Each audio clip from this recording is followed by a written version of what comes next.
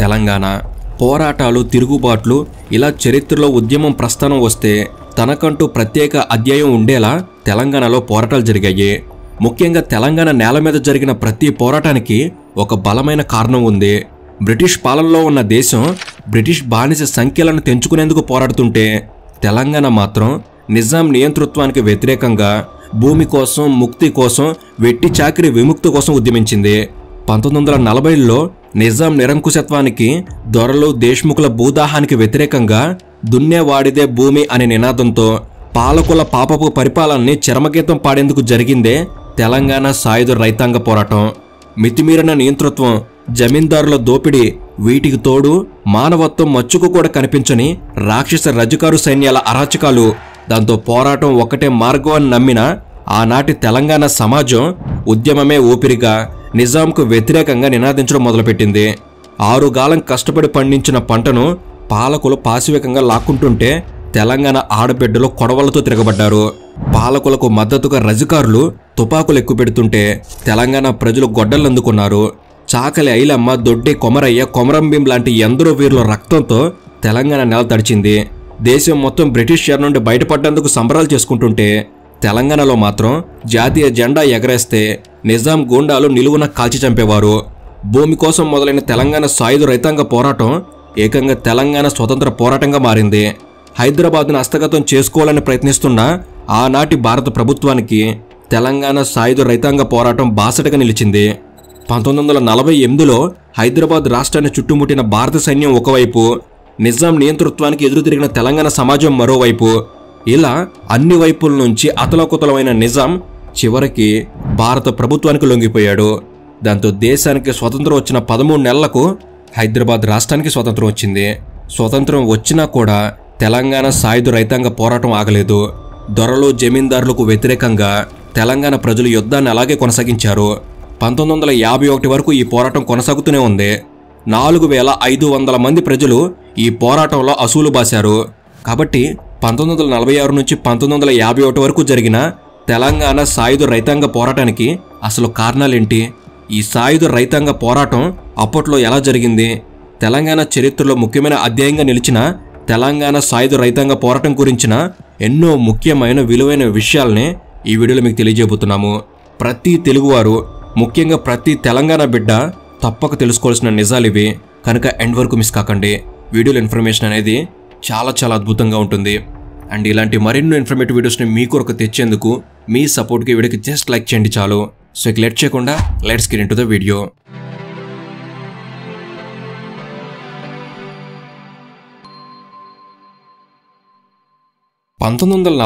September 17 కన్నా ముందు నేడు మనం తెలంగాణ అని పిలుస్తున్న ఈ రాష్ట్రాన్ని హైదరాబాద్ రాష్ట్రం అని పిలిచేవారు.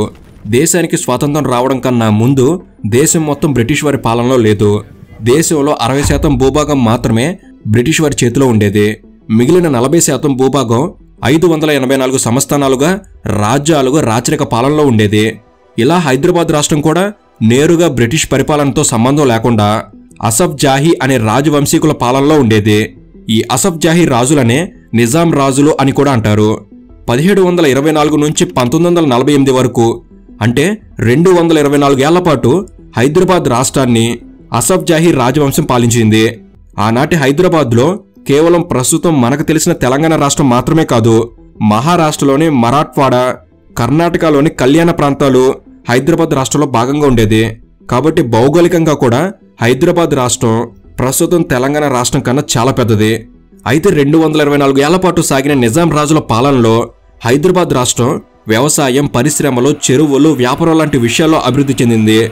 ఇక 20వ శతాబ్దంకెల్లా అపార ఖనిజ సంపద, ఆహార ధాన్యాల ఎగుమతి, పారిశ్రామిక ఉత్పత్తులతో నాడు హైదరాబాద్ రాష్ట్రం దేశంలోకెల్లా అత్యంత ధనిక రాష్ట్రంగా ఉండేది. హైదరాబాద్ను పాలించిన చిట్ట చివరి నిజాం మీర్ ఉస్మాన్ అలీ ఖాన్. వీరు 1937లో 660 కోట్ల రూపాయల సంపదతో ప్రపంచంలోనే అత్యంత ధనవంతుడిగా నిలిచారు. ఇదంతా నాణ్యానికి ఒకవైపు మాత్రమే. మరోవైపు ఇదే నిజాం రాజులు హైదరాబాద్ రాష్ట్రంలో సంస్థానాలను ఏర్పాటు చేసుకుని ఈ సంస్థానాలకు జమీందారుల్ని, దొరల్ని, దేశ్ముఖుల్ని అధిపతులుగా నియమించారు.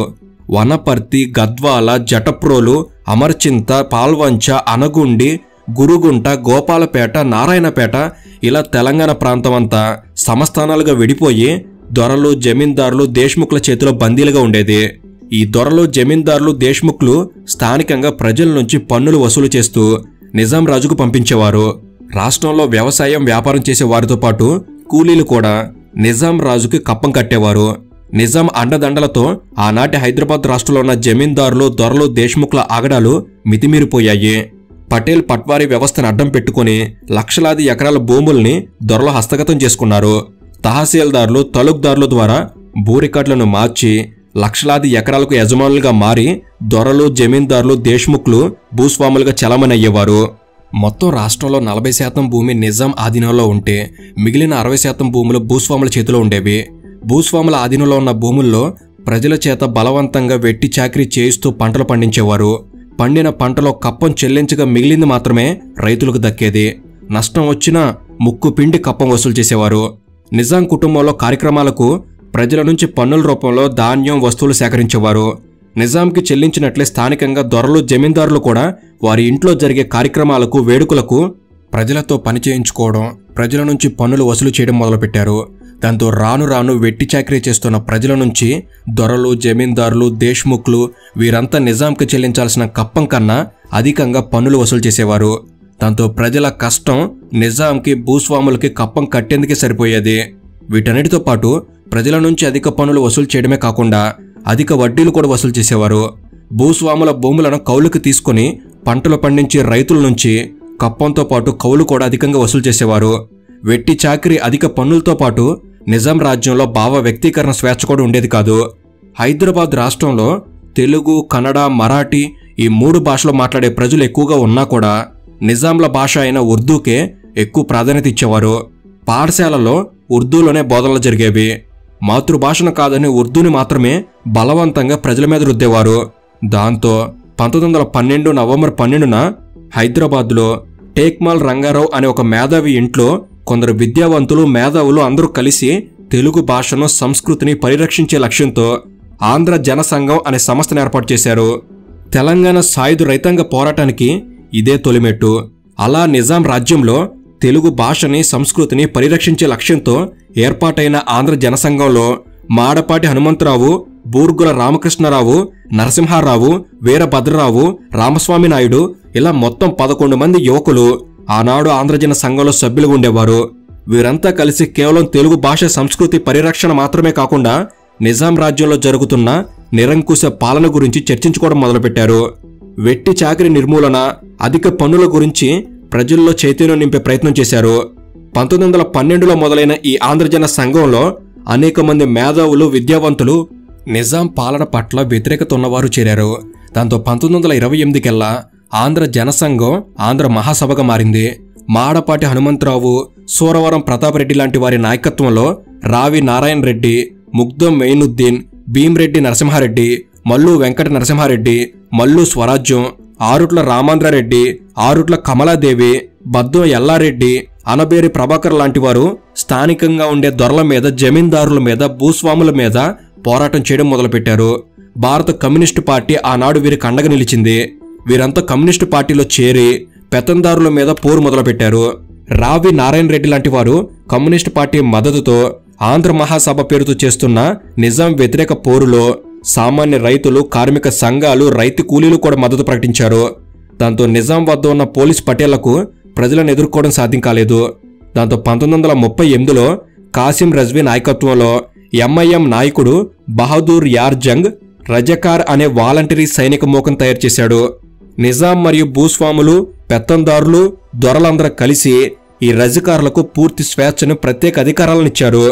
నిజాంకు వ్యతిరేకంగా మాట్లాడినా, భారత స్వతంత్ర పోరాటానికి మద్దతుగా నిలిచినా, పన్నులు కట్టకపోయినా ఈ రజకార్ మోకలు గ్రామాల మీద దండయాత్ర చేసి కర్కటంగా వ్యవహరించేవి.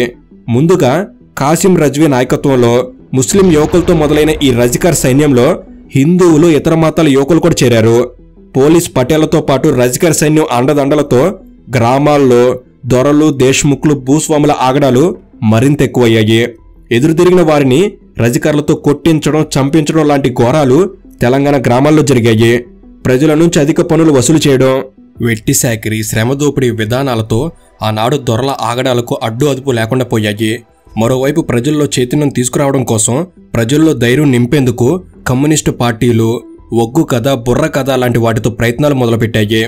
కళాకారులు మా భూమి దాసి అనే నాటకాలతో నిజాం రాజ్యంలో జరుగుతున్న దారుణాలని ప్రజలకు కళ్ళకు కట్టేలా చూపారు.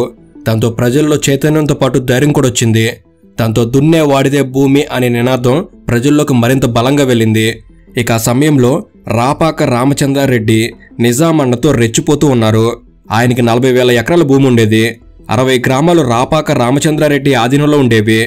ఈయన రజకార్ సైన్యంతో ప్రజలను మరింత ఇబ్బంది పెడుతూ ఉండేవారు.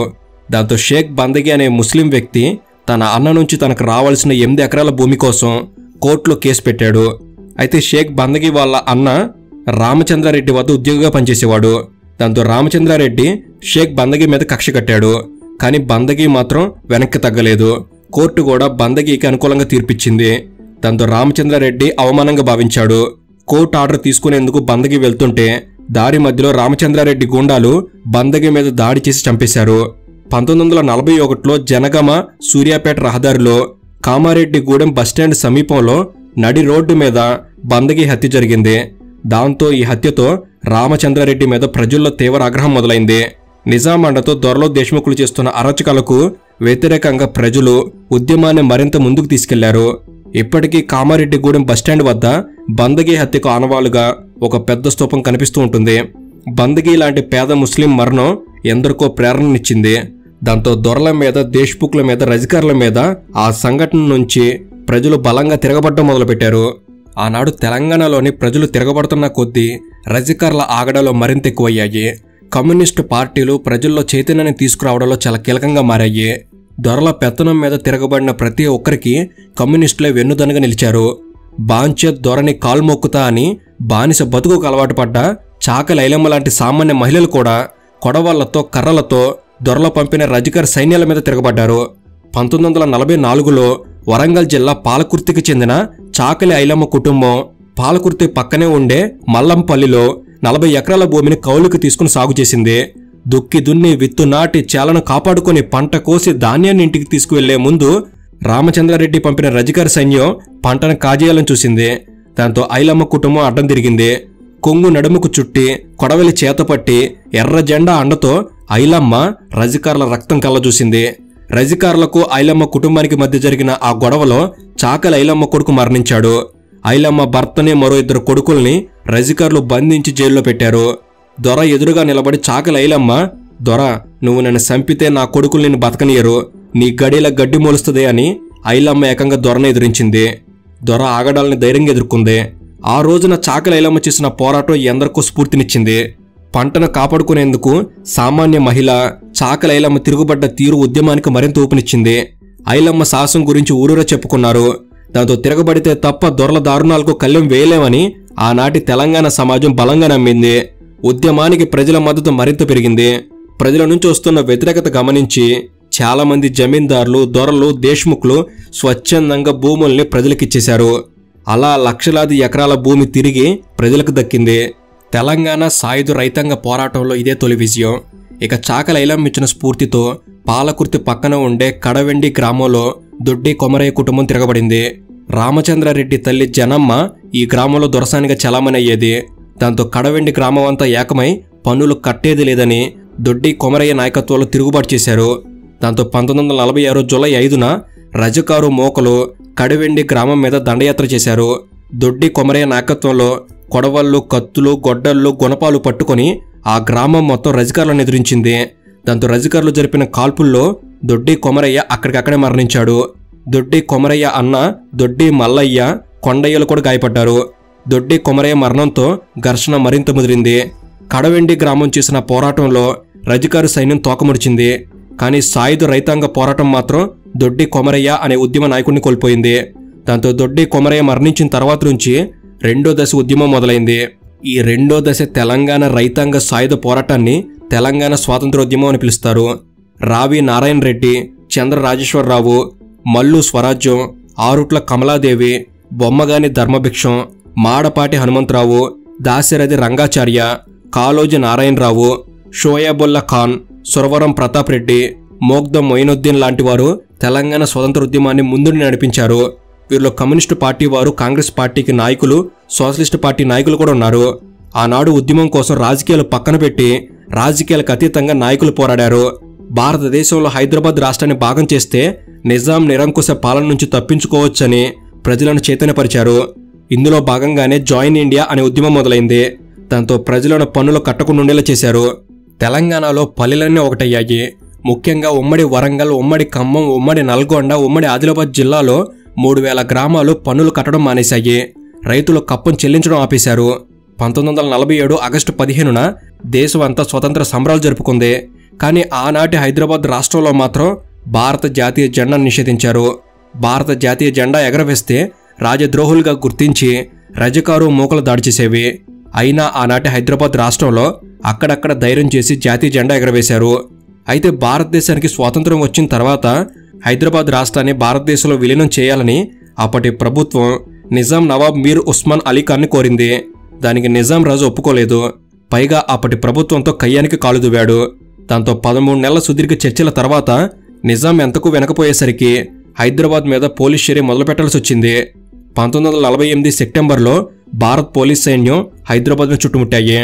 ఆదిలాబాద్ జిల్లాలో నిరంకుశ నిజాం పాలనకు వ్యతిరేకంగా రామ్జీ గోండు, కొమరంభీం లాంటి వారు ఆదివాసీ ప్రజలను చైతన్యపరిచారు. జల్ జమీన్ జంగల్ అనే నినాదంతో ఆదిలాబాదు ఆదివాసీ గ్రామాలు ఉద్యమించాయి. నిజాంకు వ్యతిరేకంగా ఉద్యమించినందుకు రజకారు సైన్యం రామ్జీ గోండుతో పాటు అతని 1000 మంది అనుచరుల్ని మర్రి చెట్టుకు ఉరివేసి చంపారు. రజకారుల దాష్టికానికి కొమరంభీం సైతం ఉద్యమంలో ప్రాణాలు వదిలాడు. ఉమ్మడి కరీంనగర్ జిల్లాలో మహమ్మదాపూర్ గ్రామంలో రజకారులకు ప్రజలకు మధ్య కాల్పులు జరిగాయి. ఉమ్మడి ఖమ్మం జిల్లాలో ఇల్లందు, బొర్గంపాడు, పాల్వంచ తాలూకా గ్రామాలు కూడా సహాయ నిరాకరణ చేయడం మొదలుపెట్టాయి. 1947 ఆగస్టు 27న వరంగల్ జిల్లా బైరన్పల్లి గ్రామంలో రజకారులు 18 మందిని ఒకేసారి కాల్చి చంపారు. తెలంగాణ జలియన్ వాల్బాగ్గా పిలిచే ఈ సంఘటనకు సాయుధ పోరాటంలో గొప్ప స్థానం ఉంటుంది. ఈ సంఘటన తర్వాత అప్పటి హైదరాబాద్ రాష్ట్ర ప్రజలు జాయిన్ ఇండియా నినాదించడం మరింత ఎక్కువైంది. హైదరాబాద్ ప్రాంతంలో జర్నలిస్టు షోయబుల్లా ఖాన్ లాంటి వారు నిజాంకు వ్యతిరేకంగా వార్తలు రాసినందుకు నిజాం రజకారు సైన్యం షోయబుల్లా ఖాన్ చేతులు నరికింది. ఆ దాడిలో షోయబుల్లా ఖాన్ మరణించాడు. ఇలా చెప్తూ పోతే బత్తిని మొగిలయ్య, కటం లక్ష్మీనారాయణ, కొండవీటి రాధాకృష్ణ, కోదాటి నారాయణరావు, జమలాపురం కేశవరావు, పాటి జగ్గయ్య, తుమ్మ శేషయ్య ఇలా తెలంగాణ నలుమూలల నుంచి నాయకులు తయారయ్యారు. ఉద్యమం ఉధృతమైంది. కేవలం 1947 ఆగస్టు 15 నుంచి 1948 సెప్టెంబర్ వరకు 2000 మంది మరణించారు. 10 లక్షల ఎకరాల భూస్వాముల భూములు పేద ప్రజల హస్తగతమయ్యాయి. ఇలా ఒకవైపు హైదరాబాద్ రాష్ట్రం బయట నుంచి భారత ప్రభుత్వం చేస్తున్న ఒత్తిడితో పాటు మరోవైపు నిజాం పాలనకు వ్యతిరేకంగా ప్రజలు చేస్తున్న ఉద్యమం, ఈ రెండూ తట్టుకోలేక 1948 సెప్టెంబర్ 17న హైదరాబాద్ రాష్ట్రాన్ని దేశంలో విలీనం చేసినట్లు ప్రకటించారు. హైదరాబాద్ రాష్ట్రం ఎలా భారతదేశంలో విలీనం అయ్యిందో స్పష్టంగా పూర్తి వివరాలతో ఇదివరకు వీడియో చేశాం. అద్భుతంగా ఉంటుంది. ఆ వీడియో లింక్ డిస్క్రిప్షన్లో ఉంటుంది, దాన్ని కూడా చూడండి. ఇక 1948 సెప్టెంబర్ 17న హైదరాబాద్ రాష్ట్రం భారతదేశంలో విలీనం అయ్యింది. ఇక హైదరాబాద్ రాష్ట్రం దేశంలో విలీనమైన తర్వాత ప్రజలు స్వేచ్ఛ వాయువులను పీల్చుకోలేదు. రజకార్ల నాయకుడైన కాసిం రజ్వీని భారత సైన్యం అరెస్ట్ చేసింది. కానీ సర్దార్ వల్లభాయ్ పటేల్కు నిజాం రాజు మీర్ ఉస్మాన్ అలీ ఖాన్కు మధ్య పరస్పర ఒప్పందాలు జరిగాయి. నిజాం ఆస్తులు, భూములు, భవనాలు, బంగారం, సంపద ఇదంతా నిజాంకి దక్కేలో ఒప్పందం చేసుకున్నారు. నిజాం పాలనకు బదులుగా జనరల్ చౌదరి అనే వ్యక్తి మిలిటరీ గవర్నర్గా నియమించబడ్డాడు. మిలిటరీ గవర్నర్ రజకార్లను, కాసిం రజ్వీని అరెస్ట్ చేసి అప్పటి వరకు నిజాంకు, రజకార్లకు, దొరలకు, జమీందారులకు వ్యతిరేకంగా పోరాడిన కమ్యూనిస్టుల మీద యుద్ధం ప్రకటించాడు. కమ్యూనిస్ట్ నాయకులు కూడా అరెస్ట్ అయ్యారు. అయితే నిజాం పాలనలో నిజాం చేతిలో కీలు బొమ్మలుగా ఉన్న దొరలు, దేశ్ముఖ్లు, జమీందారులు, పెత్తందారులు వీరంతా 1948 సెప్టెంబర్ 17 తర్వాత భారత ప్రభుత్వానికి మద్దతు ప్రకటించారు. దాంతో భారత సైన్యం వీరికి అండగా నిలబడింది. సైన్యం అండతో పేదలకు పంచిన దొరల భూముల్లో చాలా భాగం తిరిగి దొరలు దక్కించుకున్నారు. దొరలు, దేశ్ముఖులు చేసిన దురాగతాలు ఆనాడు భారత ప్రభుత్వం పట్టించుకోలేదు. నిజానికి ఆనాడు భారత ప్రభుత్వం నిజాంనే శిక్షించలేదు. కాబట్టి దొరలని, పెత్తందారుల్ని, జమీందారుల్ని ఇంకేం శిక్షిస్తారు? కానీ ఇదే సైన్యం పోరాటం చేసిన వందలాది మంది ప్రజలను జైల్లో పెట్టింది. ప్రజల పక్షాన నిలబడి పోరాటాన్ని నడిపిన కమ్యూనిస్ట్ నాయకులను కూడా రజకార్లతో పాటు శిక్షలు విధించింది. ఇక 1948 సెప్టెంబర్లో హైదరాబాద్ రాష్ట్రం భారతదేశంలో విలీనమైన మరో 3 సంవత్సరాల పాటు కమ్యూనిస్ట్ పార్టీ నాయకత్వంలో తెలంగాణ సాయుధ రైతాంగ పోరాటం కొనసాగింది. 1951 చివరిలో తెలంగాణ సాయుధ రైతాంగ పోరాటం విరమిస్తున్నట్లు కమ్యూనిస్టు పార్టీ ప్రకటించింది. అలా తెలంగాణ చరిత్రలో గొప్ప ఉద్యమం ముగిసింది. భూమి కోసం, ముక్తి కోసం, వెట్టి చాకిరి విముక్తి కోసం జరిగిన పోరాటంలో నిజాం రాజు అధికారం కోల్పోయాడు. నిజాం మోచేతి నీటితో పాటు ప్రజల రక్తం తాగిన దొరలు దేశ్ముఖ్ల గడియల గోడలు బద్దలయ్యాయి. ప్రజల పట్ల రాక్షసుల్లో ప్రవర్తించిన రజకారి సైన్యం జైల్లో పడింది. మొత్తం 4500 మంది ప్రజలు అసూలు బాశారు. కొమరం భీం, చాకల ఐలమ్మ, దొడ్డి కొమరయ్య, బందగి, షోయాబుల్లా ఖాన్ లాంటి వారు అమరులయ్యారు. ఆనాడు జరిగిన తెలంగాణ సాయుధ రైతాంగ పోరాట ఉద్యమం ద్వారా ప్రజలకు వ్యవసాయ భూములు దక్కాయి. నిజాంల నిరంకుశత్వం, దొరల దౌర్జన్యం ఈ రెండు పతనమయ్యాయి. ఇక 1952లో హైదరాబాద్ రాష్ట్రంలో ఎన్నికలు జరిగాయి. తెలంగాణ సాయుధ రైతాంగ పోరాటాన్ని ముందుండి నడిపించిన రావి నారాయణ రెడ్డి లాంటి వారు పార్లమెంట్ సభ్యులుగా గెలిచారు. కమ్యూనిస్టు పార్టీకి ప్రజల నుంచి మద్దతు లభించింది. కానీ కన్నడ, మరాఠా ప్రాంతాల్లో కాంగ్రెస్ పార్టీకి ఎక్కువ సీట్లు రావడంతో కాంగ్రెస్ పార్టీ ప్రభుత్వాన్ని ఏర్పాటు చేసింది. బూరుగుల రామకృష్ణారావు గారు హైదరాబాద్ ముఖ్యమంత్రిగా ప్రమాణం చేశారు. ఇక 1956లో రాష్ట్రాల పునర్విభజన ద్వారా హైదరాబాద్ రాష్ట్రం 3 ముక్కలైంది. కన్నడ మాట్లాడే కళ్యాణ కర్ణాటక ప్రాంతం కర్ణాటకలో విలీనమైంది. మరాఠీ మాట్లాడే మరఠ్వాడ ప్రాంతాన్ని మహారాష్ట్రలో కలిపారు. తెలుగు మాట్లాడే తెలంగాణ ప్రాంతం ఆంధ్ర రాష్ట్రంలో కలిపి ఆంధ్రప్రదేశ్ రాష్ట్రాన్ని ఏర్పాటు చేశారు. అయితే ప్రతి సంవత్సరం సెప్టెంబర్ 17న తెలంగాణ స్వతంత్ర దినోత్సవంగా జరపాలి అని చాలామంది కోరుకుంటున్నా కూడా 2022 నుంచి మాత్రమే ప్రభుత్వం అధికారికంగా సెప్టెంబర్ 15 జరుపుతూ వస్తుంది. అయితే ఇప్పటి వరకు మనం చెప్పుకున్న తెలంగాణ చరిత్ర చాలా వరకు కనుమరుగైంది. తెలంగాణ సాయుధ రైతాంగ పోరాటం గురించి ప్రస్తావించకుండా తెలంగాణ విలీనం గురించి ప్రస్తావించలేం. అయితే చరిత్ర అనేది నిక్షిప్తం చేయాలి. అలాంటప్పుడే భవిష్యత్ తరాలకు చరిత్ర గురించి స్పష్టత వస్తుంది. కానీ తెలంగాణ చరిత్రకు రాజకీయ చెదలు పట్టి పూర్తిగా ఛిద్రమైపోయింది. ఇప్పటి వరకు చెప్పుకున్న తెలంగాణ చరిత్ర గురించి కమ్యూనిస్టు పార్టీ సభ్యులు చెప్పే వివరణ ఒక రకంగా ఉంటే భారతీయ జనతా పార్టీ చెప్పే వివరణ మరో రకంగా ఉంటుంది. ఇక ఉమ్మడి రాష్ట్రంలో కాంగ్రెస్ పార్టీ అసలు ఈ చరిత్ర గురించి ప్రస్తావించిందే లేదు. తెలంగాణ రాష్ట్ర అస్తిత్వం కోసం పోరాటం చేసిన టీఆర్ఎస్ పార్టీ కూడా చరిత్ర విషయంలో తెలంగాణకు ద్రోహం చేసిందని చెప్పాలి. 1956 నుంచి 2014లో ఉమ్మడి ఆంధ్రప్రదేశ్ విడిపోయే వరకు ఎక్కువ కాలం అధికారంలో ఉన్న కాంగ్రెస్ పార్టీ ఏనాడు తెలంగాణ సాయుధ రైతాంగ పోరాటం గురించి ప్రస్తావించలేదు. తెలంగాణ సాయుధ రైతాంగ పోరాటం గురించి ప్రస్తావించాల్సి వస్తే కమ్యూనిస్టుల్ని ప్రోత్సహించినట్టు అవుతుంది. అదే కాక పోరాటానికి గుర్తింపిస్తే తెలంగాణ అస్తిత్వం, తెలంగాణ పోరాటం గురించి ప్రస్తావించి తెలంగాణ, ఆంధ్ర, రాయలసీమ ప్రాంతాల మధ్య తారతమ్యాలు సృష్టించినట్లు అవుతుంది అని ఉమ్మడి రాష్ట్రంలో అధికారంలో ఉన్న పార్టీలు భావించాయి. ఇక రాష్ట్రం విడిపోకముందు తెలంగాణ విమోచన దినం జరపాల్సిందే అని అసెంబ్లీ సాక్షిగా డిమాండ్ చేసిన అప్పటి టీఆర్ఎస్ పార్టీ 2014 తర్వాత 10 సంవత్సరాల అధికారంలో ఉన్న 8 సంవత్సరాల పాటు తెలంగాణ విమోచన దినోత్సవాన్ని జరిపింది లేదు. 2022లో జాతీయ సమైక్యత పేరుతో ఉత్సవాలు నిర్వహించింది. తెలంగాణ సాయుధ రైతాంగ పోరాటం గురించి మాట్లాడుతూ రజకారుల అరాచకాన్ని ప్రస్తావించకుండా ఉండటం అసాధ్యం. రజకార సైన్యాన్ని తయారు చేసింది ఎంఐఎం పార్టీ. కాబట్టి అప్పటి టీఆర్ఎస్ ప్రభుత్వం రజకారుల దురాఘాతాలను ప్రస్తావించి ఎంఐఎం పార్టీతో ఉన్న సత్సంబంధాలను రిస్క్ చేయలేక టీఆర్ఎస్ పార్టీ కూడా తెలంగాణ సాయుధ రైతాంగ పోరాటానికి సంబంధించిన చరిత్రను ప్రజల ముందుకు తీసుకురాలేదు. ఇక తెలంగాణ చరిత్ర గురించి ప్రస్తావించిన పార్టీలు కేవలం 2 మాత్రమే. ఒకటి బీజేపీ, 2 కమ్యూనిస్టులు.